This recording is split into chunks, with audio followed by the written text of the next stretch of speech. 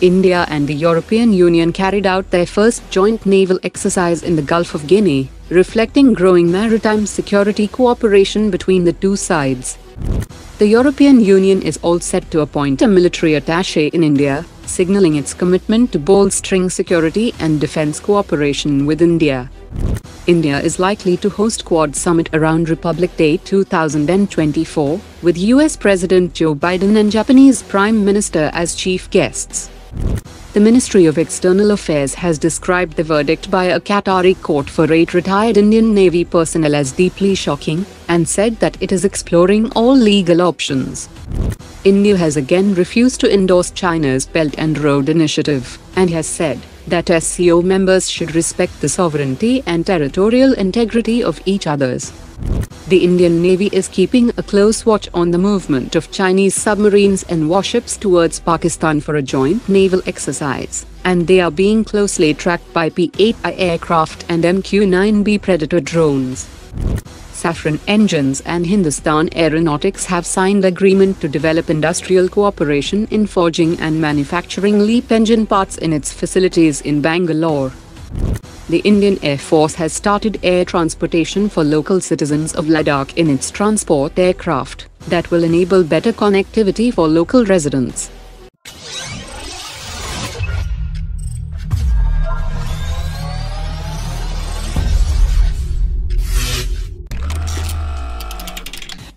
India and Russia had forged an agreement for 10-year lease of Chakra 3 class nuclear-powered attack submarine in 2019. However, due to Western sanctions on Russian entities, the deal has hit a roadblock, as majority of payments from India for the lease have not been processed.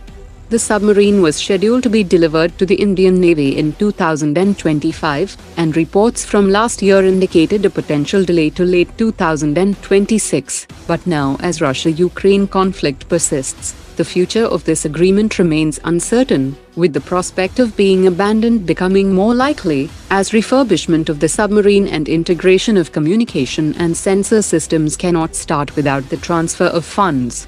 The delay in the lease of Russian Nucle-ar-class nuclear attack submarine will also affect indigenous nuclear attack submarine program, as the lease was seen as a secret form of Russian assistance to India's indigenous program.